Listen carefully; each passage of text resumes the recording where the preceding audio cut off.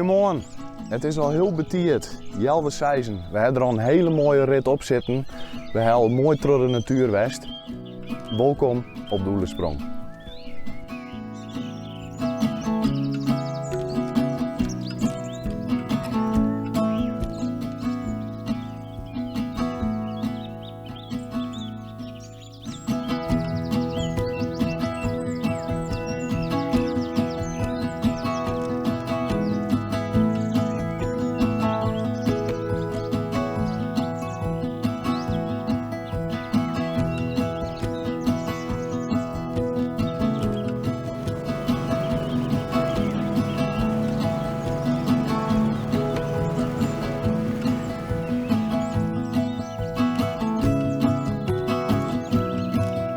Maar wat is er nou mooier dan hoe de diek? Juist, het wetter. En wetter, dat hebben we hier genoeg. En we gaan nu naar een heel bijzonder plakje.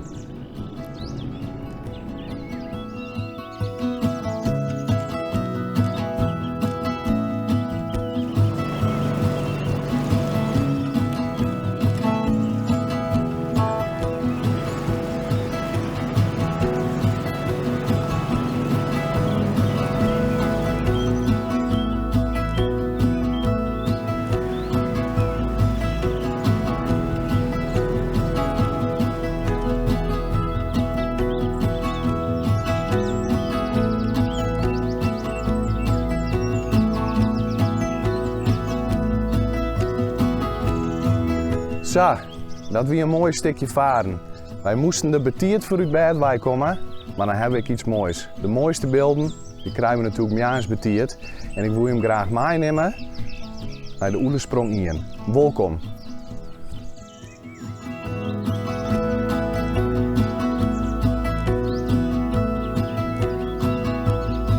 Een sprong is van oudsher een plak met 2 wetterwegen bouwen komen. In omstreeks de 17e eeuw duidde de Oelersprong de knik aan waar het lange rak samenkwam met het naaidjep. De naam is waarschijnlijk afkomstig van scootieskippers, van vaste bewenners die destijds nog geen spraken. Bewenning kwam pas omstreeks 1854 op gang met aanleiding van het Fonteinsluske en natuurlijk de bouw van Oelersprong 1. Net lang daarna draaiden de poldermolens de veenaugraving rond de Oelersprong droeg en ontstond er geleidelijk aan iets van een buurtschap.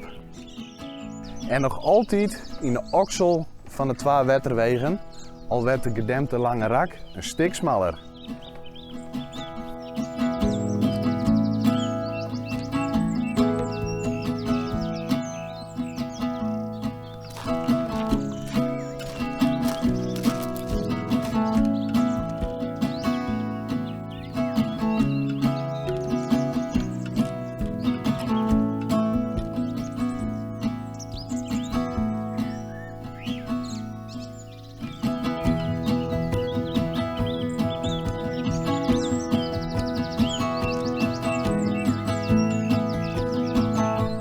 Je weet wat ze zeggen, het kan vriezen en het kan dooien.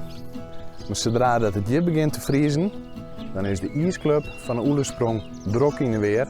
Want daar leidt de ijsbaan en dat is altijd die eeuwige strijd tussen Nijlamer en Oelersprong. Om de eerste wedstrijd uit te schreeuwen.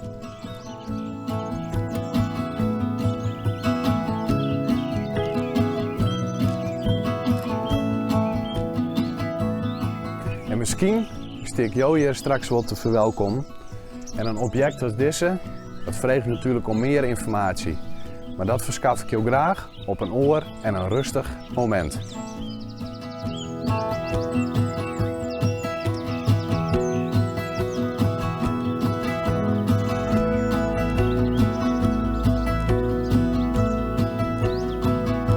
Het wie mij een genoegen om jou hier te verwelkomen. Ik weet zeker dat dit plakje voelen wordt zonder de te ziekje. Ik ga hier nog even naar genieten. Tot de volgende keer.